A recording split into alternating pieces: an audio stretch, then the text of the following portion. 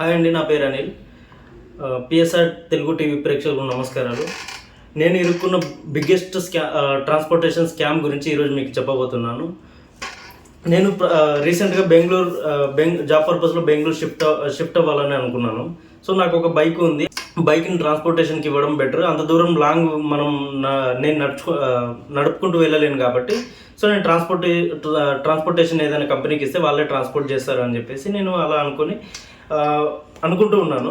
So ఈ ప్రాసెస్లో నేను నా వర్క్ బిజీ అవ్వడం వల్ల నేను ఏం చేశానంటే ఆఫీస్కి వెళ్ళడం ఎందుకు, డైరెక్ట్ ఆన్లైన్ ఎవరైనా మనం ఇంటికి వచ్చి డోర్ డెలివరీ ఇస్తారు కదా అని చెప్పేసి నేను కొన్ని ఆన్లైన్ అసలు ఫస్ట్ నాకు ఆ రేట్ ఇక్కడ నుంచి ట్రాన్స్పోర్టేషన్కి ఎంత ఉంటుందో నాకు తెలియదు కాబట్టి నేను ఏం చేశానంటే ఇంకా ఒక ఆన్లైన్లో కొటేషన్ తీసుకుంటే బెటర్.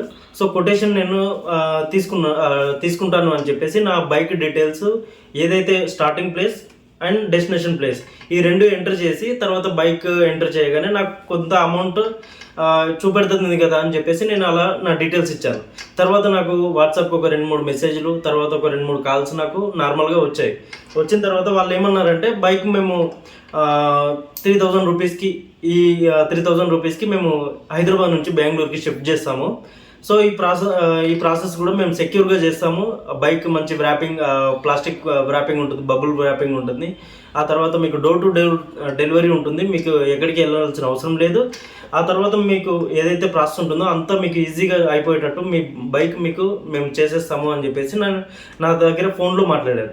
సో నాకుండే వర్క్ బిజీ వల్ల నేను ఏంటంటే సరే వీళ్ళంతా కొటేషన్ సరే ఈ 3000కి ఏదైతే ఉందో కొటేషన్ ఇవ్వండి అని చెప్పేసి నేను అడిగితే వాళ్ళు ఆ కొటేషన్ ఏదైతే నాకు వాట్సాప్ పెట్టారు అతను వాళ్ళు నాకు మళ్ళీ కాల్ చేసి టీమ్ విజిట్ చేయమంటారా, మేము బైక్ కలెక్ట్ చేసుకుంటాము అని చెప్పేసి నాకు కాల్ రావడం జరిగింది. సో నేను ఈవినింగ్ టైంలో ఫ్రీ ఉంటాను అని చెప్పేసి నేను ఆ టీం వాళ్ళని నేను మా ఇంటికి పిలిపించాను.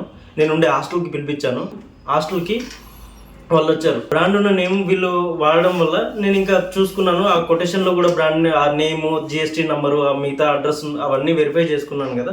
సరే ఇంకా పేమెంట్ చేసేస్తాను అని చెప్పేసి వాళ్ళకి నేను పేమెంట్ చేయడం జరిగింది. తర్వాత వాళ్ళు తీసుకెళ్లేటప్పుడు ఇంకా మళ్ళీ నాకు ఏంటంటే టిప్ ఛార్జెస్ అడిగారు.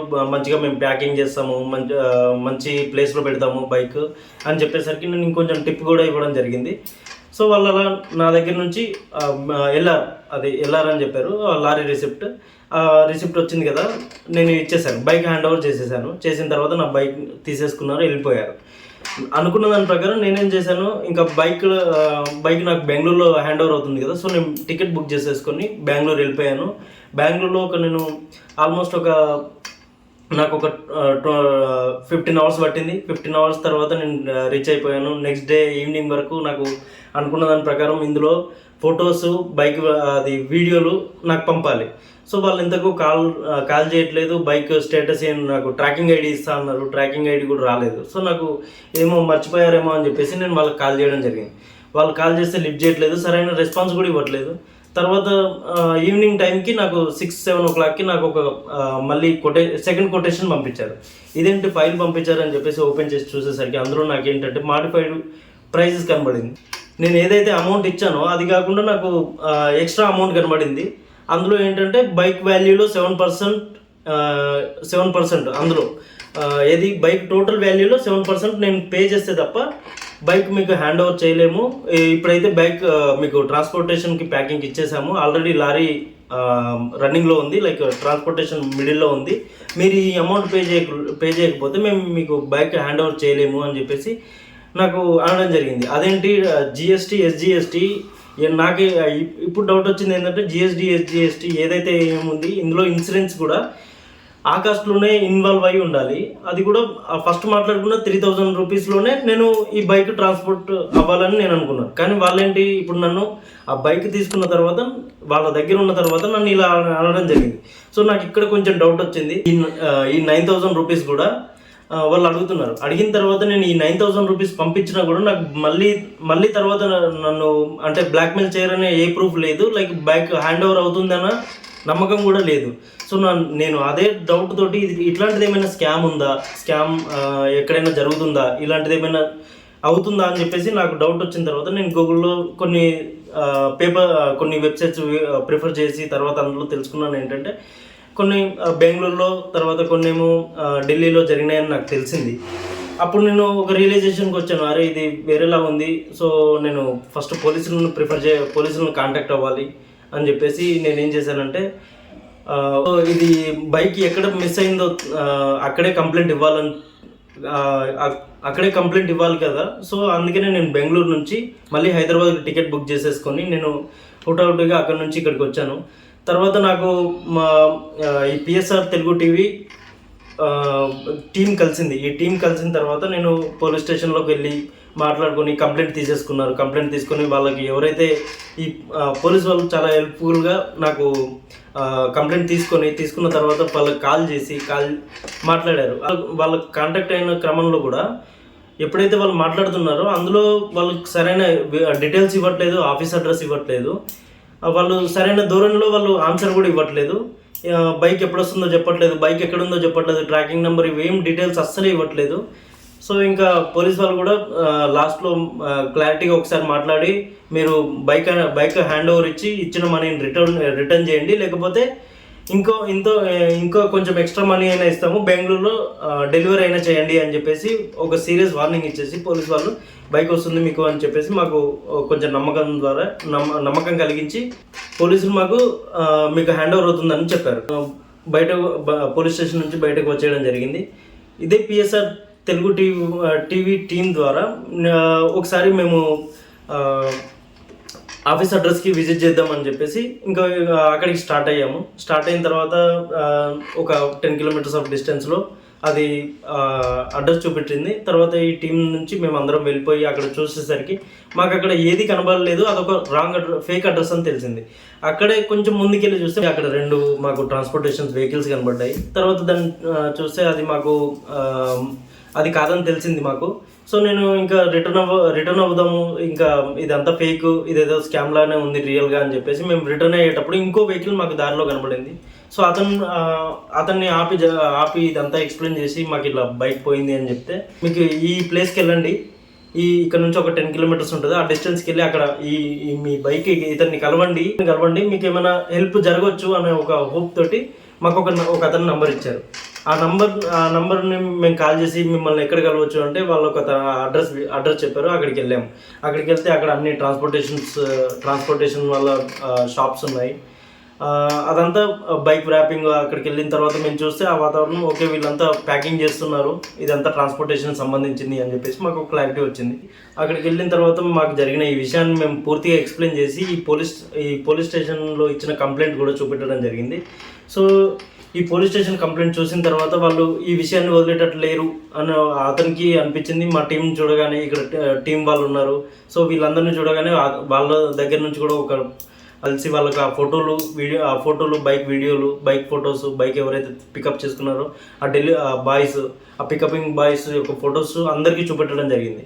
సో వాళ్ళు మాకు తెలీదు అన్న ఆన్సర్ అయితే ఫస్ట్ మాకైతే చెప్పారు. మా దగ్గర ఈ ఫోన్ నెంబర్ తీసుకున్నాడు. ఫోన్ నెంబర్ తీసుకున్న తర్వాత ఆ కంపెనీ వాళ్ళకి అతని నెంబర్ నుంచి కాల్ చేయడం జరిగింది. అతని నెంబర్ మాట్లాడుతున్న క్రమంలో మాకేంటంటే అప్పుడు మేము అబ్జర్వ్ చేసింది ఏంటంటే అందులో వాళ్ళు మ్యూచువల్గా ఏదో అండర్స్టాండింగ్లో ఉన్న, మనకు లాంగ్వేజ్ అర్థం కాకుండా కూడా వాళ్ళు మ్యూచువల్ అండర్స్టాండింగ్లో ఉన్నట్టు ఆ వర్డ్స్ మాట్లాడడం జరిగింది. అప్పుడు మేము కొద్దిగా మాకు కొంచెం డౌట్ వచ్చింది, అరే వీళ్ళు ఏంటి నవ్వుకుంటూ మాట్లాడుతున్నారు, ఇలా డీటెయిల్స్ అన్ని ఇచ్చుకుంటున్నారు ఏంటి అది ఇది అని చెప్పేసి మాకు డౌట్ వచ్చింది. తర్వాత మేము ఎవరైతే పికపింగ్ డెలివరీ బాయ్ ఉన్నారో వాళ్ళ నెంబర్ కూడా ఇవ్వడం జరిగింది. అతనికి కాల్ చేసి ఈ బైక్ ఎక్కడ ఉంది అది ఇది అని చెప్పేసి ఇంకా డీటెయిల్స్ మొత్తం అతనే కనుక్కుంటున్నాడు. బైక్ మీకు వస్తుంది, ఈ రోజు కాకపోయినా రేపైనా వస్తుంది అన్న ఒక క్రమంలో ఇలా మాట్లాడుతున్నాడు. సో ఇందులో PSR TV Telugu TV member ఎవరైతే ఉన్నారో అతను ఈరోజు మేము బైక్ ఇక్కడ నుంచి తీసుకొని వెళ్తాము అన్న ఒక ధోరణితో మేము మాట్లాడాము. మేము మాట్లాడిన ధోరణికి అతను అక్కడ ఉన్న వాళ్ళంతా ఇంకా వీళ్ళతో ఎందుకు అని వాళ్ళకి అనిపించిందేమో కానీ, సో బైక్ మేము తెప్పిస్తాము అన్న ఒక మాట అయితే మాతో మాట్లాడారు. అప్పుడు మాకు అరే బైక్ ఇక్కడే ఉంది అయితే అన్న మాకు ఒక కంక్లూజన్ అయితే లాస్ట్కు ఏర్పడింది.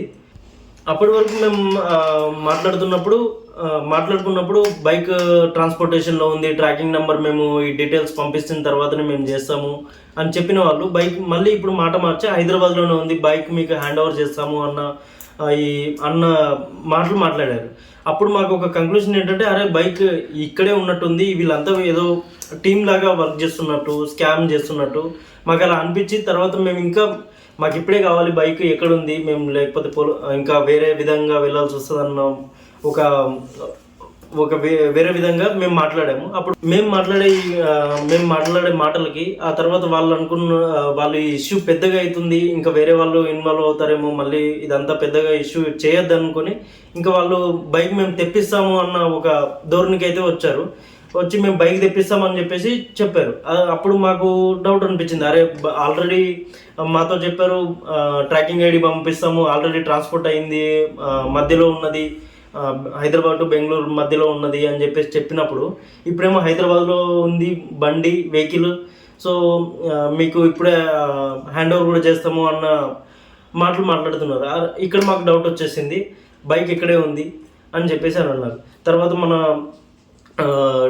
పిఎస్ఆర్ తెలుగు టీవీ వాళ్ళు కూడా ఈరోజు బైక్ని చూడాల్సిందే, ఎట్లా అయినా బైక్ మా చేతిలోకి రావాల్సిందే అని చెప్పేసి మేము కూడా అక్కడ గట్టిగా పట్టుబట్టాము.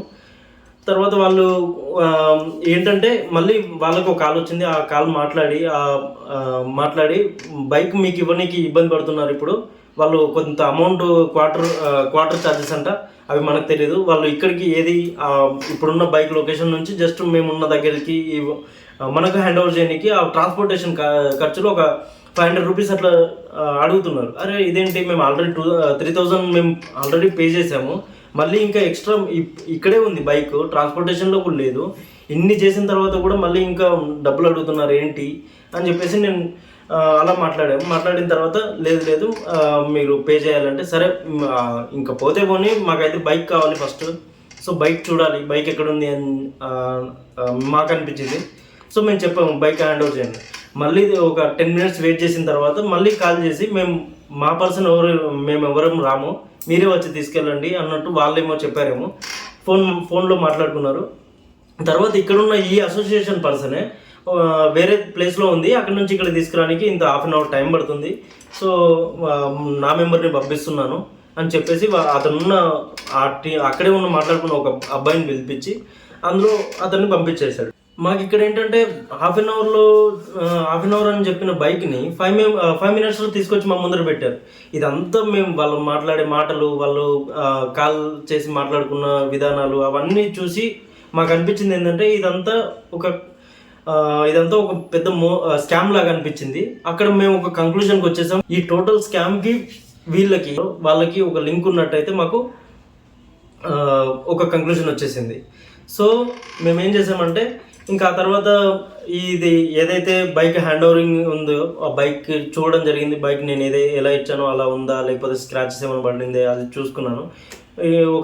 మళ్ళీ నేను ఇచ్చిన బైక్ ఏదైతే రీడింగ్ ఉందో 22,000, అది యాక్చువల్గా 21,000 తిరిగి ఉన్న బైక్. సో ఒక 100-150 kilometers ఎక్స్ట్రా తిరిగారు వాళ్ళు. సో నాకు అదంతా చూసుకున్నాను, మాట్లాడాను. ఇక ఎలాగో బైక్ వచ్చింది, సో మిగతా ఆల్రెడీ పే చేసిన మనీ కూడా, సో మనీ సంగతి ఏంటని చెప్పేసి మేము అడిగితే వాళ్ళు మనీ రావండి, మనీ మేము ఇవ్వలేము, వాళ్ళు ఇవ్వలేదు అంటున్నారు. ఎలా మాట్లాడారంటే వాళ్ళ సైడ్ ఎవరైతే ఆ పికపింగ్ బాయ్స్ ఉన్నారో వాళ్ళని సేవ్ చేసుకునేటట్టుగా వాళ్ళు ఏదో డబ్బులు ఎక్స్ట్రా ఆశపడ్డారు, సరే వదిలేయండి ఇప్పుడైతే బైక్ మీ చేతికి వచ్చింది కదా అన్న ధోరణితో వాళ్ళు ఏంటంటే వాళ్ళని సేవ్ అయ్యే విధానంతో మాట్లాడుతున్నారు. సరే ఇంకా బైక్ వచ్చేసింది అని చెప్పేసి మేము తీసుకున్న తర్వాత ఫైనల్గా ఇదంతా మేము జరిగిన తర్వాత ఇదంతా మీకైతే చెప్పేది ఏంటంటే, గాయస్ మీరు ఎవరైనా సరే ఈ వర్క్ బిజీలో ఉండి ఆన్లైన్లో మన డీటెయిల్స్ ఇచ్చేసి, వెహికల్ డీటెయిల్స్ ఇచ్చేసి door to door delivery picking and delivery transportation తక్కువ ఖర్చులో ట్రాన్స్పోర్టేషన్ అవుతుంది అని చెప్పేసి మనం ఏదైతే ఆన్లైన్లో మన డీటెయిల్స్ ఇస్తామో అదంతా ఫేక్ అండి. అలాంటివి నమ్మకుండా మీరు ఎప్పుడైతే ట్రాన్స్పోర్టేషన్ చేస్తారో ఆఫీస్ విజిట్ చేయండి. ఆఫీస్ విజిట్లో మనకు ఏదైతే కొటేషన్ ఇస్తున్నారో, ఎక్కడైతే బిల్ ఇస్తున్నారో అందులో GST, ఇన్సూరెన్స్, ఇంకా ఏదైనా టోల్ ఛార్జెస్ ఎక్స్ట్రా ఉన్నాయా ముందే ఆఫీస్ ఏ సైజులో ఉంది, ఎన్ని ఎన్ని బండ్లు ఉన్నాయి, ఎన్ని ట్రాన్స్పోర్టేషన్ అవుతున్నాయి, ఎప్పుడు ట్రాన్స్పోర్టేషన్ అవుతుంది, దాని ట్రాకింగ్ నెంబర్ ఎప్పుడు ఇస్తారు, ఇదంతా వాళ్ళు ఫొటోస్ ఎప్పుడు పంపిస్తారు, ఇదంతా ముందు మనం ఆల్రెడీ కన్ఫర్మ్ చేసుకున్న తర్వాతే మనకు ఏదైతే మన బైక్ వాళ్ళకి హ్యాండ్ ఓవర్ ఇవ్వండి. వాళ్ళు హ్యాండ్ ఓవర్ చేసుకున్నట్టుగా ఈ బైక్ నంబరు, ఎక్కడైతే ట్రాకింగ్ నెంబర్ అవన్నీ తీసుకున్న తర్వాతనే మనము ఈ బైక్ని అయితే మన బైక్ని వాళ్ళ చేతిలోకి ఇవ్వండి. అక్కడ కూడా మళ్ళీ ఎక్కడైతే మనం డెలివరీ అడ్రస్ ఉందో, ఎక్కడ అసలు మనకు డోర్ టు డోర్ డెలివరీ లేకపోతే ఏదైతే పాయింట్ పికపింగ్ పాయింట్ ఉంటుందో ఆ అడ్రస్ కూడా కన్ఫర్మ్ చేసుకోండి. ఎవరైతే మీకు అక్కడ ఫ్రెండ్స్ ఉంటారో లేకపోతే ఇంకా వేరే వాళ్ళు తెలిసిన వాళ్ళు ఉంటారో వాళ్ళ త్రూ ద్వారా అక్కడ పాయింట్ నిజమేనా, ఆ అడ్రస్ నిజమేనా, ఆ లారీ నెంబర్ ఏదైతే ఉంటుందో అక్కడ లారీ డ్రైవర్ నెంబరు, ఇదంతా మనం ముందు జాగ్రత్తగా తీసుకొని పెట్టుకుంటే మనకి ఏదైనా ఇబ్బంది వచ్చినా ఇబ్బంది రాదు ఇట్లాంటివి. సో ఒకవేళ ఇబ్బంది వచ్చినా ఎక్కడ మన బైక్ ఎక్కడ ఆగిపోయింది, ఆ ట్రాకింగ్ నెంబర్ ద్వారా ఇక్కడ ఆగిపోయింది, సో ఇలాంటివన్నీ తెలుసుకోవచ్చు. సో గైస్, ఆన్లైన్లో మన డీటెయిల్స్ ఎవరైతే ట్రాన్స్పోర్టేషన్కి ఇస్తున్నారో, బైక్ ట్రాన్స్ఫర్ కానీ కార్ ట్రాన్స్ఫర్ కానీ ఏదైనా ఇస్తుంటే, ట్రాన్స్పోర్టేషన్ కానీ ఇస్తున్నట్టయితే ఇవన్నీ డీటెయిల్స్ వెరిఫై చేసుకున్న తర్వాతనే మనం బైక్ వాళ్ళకి హ్యాండ్ ఓవర్ ఇచ్చేయండి. చాలా పెద్ద స్కామ్ ఇది. సో మాకు వచ్చిన ఇన్ఫర్మేషన్ ఈ ఫోన్ నెంబర్స్ తోటి మేము ఇంకా ముందుకెళ్ళాలని అనుకుంటున్నాము, ఎంతమంది ఉన్నారో వాళ్ళని. సో గైస్, ఇది be aware of this scam. మీరు ఇలాంటి స్కామ్లలో ఇరుక్కోకూడదన్న ఒక ఉద్దేశంతో నేను ఈ వీడియో చేయడానికి ముందు వచ్చాను. దానికి పిఎస్ఆర్ తెలుగు టీవీ వాళ్ళు నాకు చాలా హెల్ప్ చేశారు. ఈ ప్రాసెస్ అంతా వాళ్ళు చూసుకున్నారు, మాకు ఇదంతా హెల్ప్ చేశారు. So guys, be aware of this one. Please share this video. మీకు ఎవరైతే కాంటాక్ట్లో ఉన్నారో వాళ్ళందరికీ షేర్ చేయండి. नहीं यार, वो पेमेंट करने के बाद आप नंबर बंद करेगा, ये करेगा, तो मैं किधर जाऊँ? अरे सर, नंबर कौन बंद करेगा? कंपनी का 24/7 और चालू नंबर रहता है, ये कौन बंद करेगा? फिर कंपनी का एड्रेस भेजो फिर।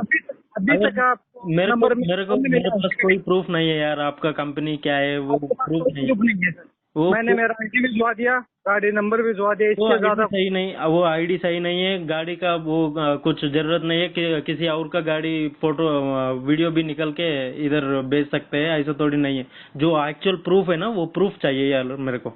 नहीं नहीं नहीं, ऐसा नहीं होता सर, सब कुछ आपका नहीं चलेगा सर, जैसा आप बोलोगे उस हिसाब से कंपनी कैसे चलेगी सर? नहीं, कंपनी किधर है? कंपनी पहले कंपनी का नाम बताओ, एड्रेस बताओ यार। सर, आपको पेमेंट करना है क्या? लास्ट एंड फाइनल पूछ रहा हूँ आपसे। ये डराने का ये कोशिश। कस्टमर केयर नंबर है क्या? कस्टमर केयर नंबर मैं आपको प्रोवाइड करवा दूंगा, आप पेमेंट करवा दीजिए। पेमेंट तो बात ही नहीं है, पहले तो पेमेंट कैसे होता है? कॉल कट करो और दोबारा कॉल मत करना। हाँ, कॉल नहीं यार, आपको कॉल दूसरा से आएगा। कोई बाइक नहीं है, कोई कुछ नहीं है आपका। हाँ, कुछ नहीं मिलेगा आपको। ऐसा कैसे पैसा